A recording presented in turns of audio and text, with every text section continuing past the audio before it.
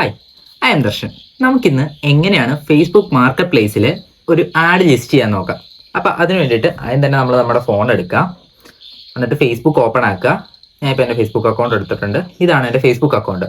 ഇതിൽ ആദ്യം തന്നെ ഈ 3 ഡോട്ട്സ് ഉണ്ടോ മുകളിലുള്ള, അതിൽ ക്ലിക്ക് ചെയ്യുക.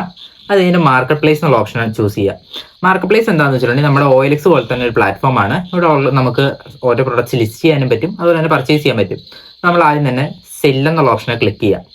അപ്പോൾ നമുക്ക് items, vehicles, homes for sale or rent. അപ്പോൾ ഇതിൽ ഏതാണോ നിങ്ങൾ ചൂസ് ചെയ്യുന്നത് ആ ഒരു ഇത് എടുക്കുക. ഞാനിപ്പോൾ ജസ്റ്റ് ഒരു പ്രൊഡക്റ്റിന് വേണ്ടിയിട്ടാണ് കാണിക്കുന്നത്. സോ ഞാൻ ഐറ്റംസ് എടുക്കുക. കണ്ടോ, ആഡ് ഫോട്ടോസ് എന്നുള്ള ഓപ്ഷനും എല്ലാ ഡീറ്റെയിൽസും വന്നിട്ടുണ്ട്. സോ നമ്മളിപ്പോൾ ഒരു പ്രൊഡക്റ്റാണ് ചെയ്യുന്നതെങ്കിൽ അതിൻ്റെ നല്ല ഫോട്ടോസ് ഉണ്ടെങ്കിൽ നമുക്ക് മാക്സിമം 10 ഫോട്ടോസ് വരെ ഇടാൻ പറ്റും. ഇതിൽ മാക്സിമം 10 ഫോട്ടോസാണ്. അപ്പോൾ എത്ര ഫോട്ടോസ് ആഡ് ചെയ്യുന്നോ അത്രയും ഇൻഫർമേഷൻ ഗ്യാദർ ചെയ്യാൻ പറ്റും നമ്മുടെ കസ്റ്റമറിന്. ഞാൻ ഇപ്പോൾ ജസ്റ്റ് ഒരു ഫോട്ടോ ആഡ് ചെയ്യാം. ഈ ഒരു ഫോട്ടോ ഞാൻ ആഡ് ചെയ്തു. കണ്ടോ, ഈ ഒരു ലൈറ്റാണ് ഞാൻ സെല് ചെയ്യുന്നതെന്ന് വെച്ചു. ഞാനിത് ആഡ് ചെയ്തു. അതിൻ്റെ ഇപ്പോൾ ഞാൻ ജസ്റ്റ് ഒരു ഫോട്ടോ ഇട്ട് കാണിക്കുന്നു. നമുക്ക് മാക്സിമം 10 ഫോട്ടോസ് വരെ ഇടാം. എത്ര ഫോട്ടോസ് ഇടുന്നോ അത്രയും നല്ലത്.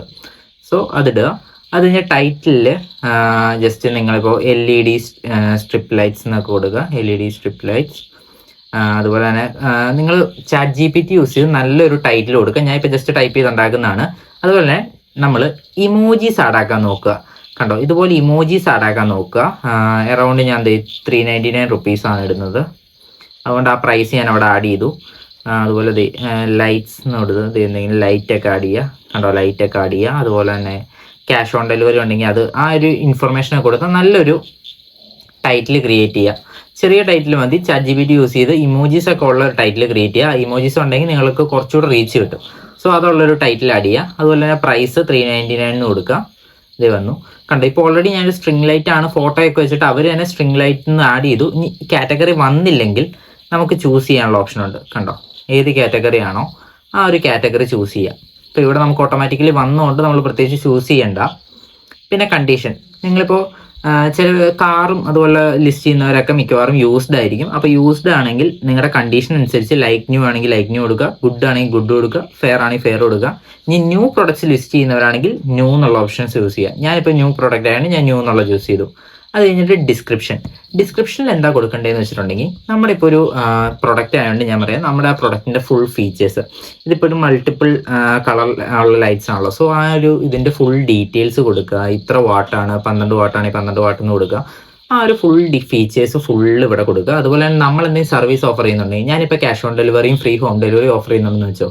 സോ ആ ഒരു ഇൻഫർമേഷനൊക്കെ കൊടുക്കുക. അപ്പോൾ നമ്മുടെ കസ്റ്റമേഴ്സിന് മനസ്സിലാവും ഈ ഒരു ഇൻഫർമേഷനൊക്കെ ഉണ്ട്, നല്ലതാണ്. അങ്ങനെയുള്ള ഡീറ്റെയിൽസിൽ ഫുൾ ഇൻഫർമേഷൻ അവിടെ കൊടുക്കുക. ജസ്റ്റ് പ്രൈസും ഡിസ്ക്രിപ്ഷനിൽ ഒന്ന് മെൻഷൻ ചെയ്തേക്കുക.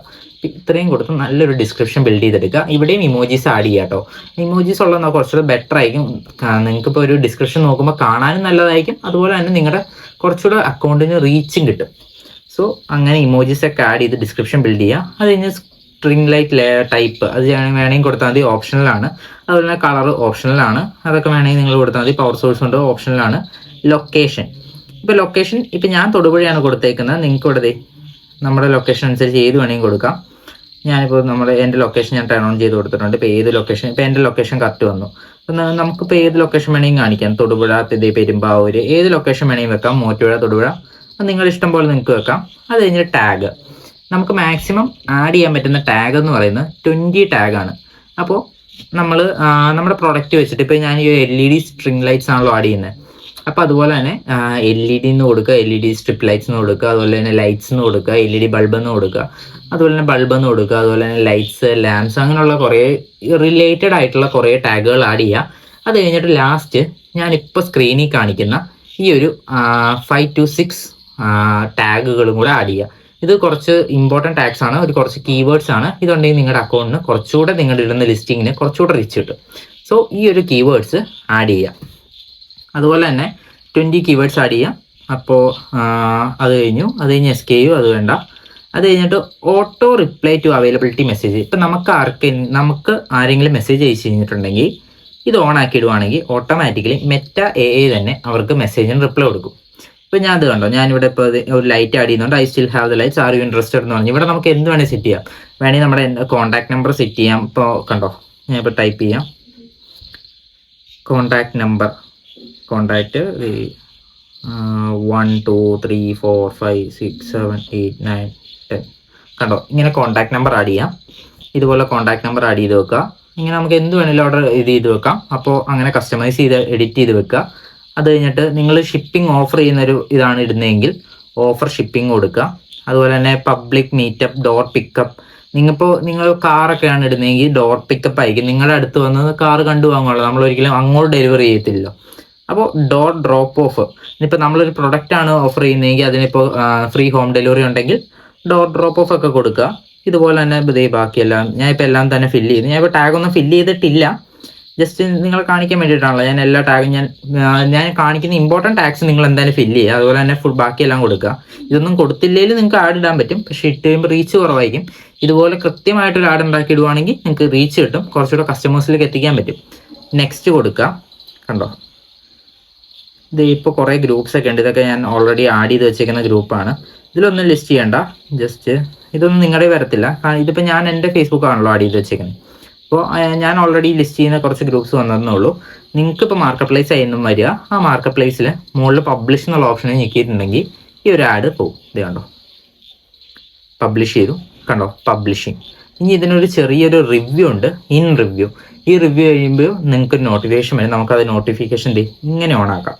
Notify me when the listing is visible to others. കണ്ടോ, കൊടുക്കുക.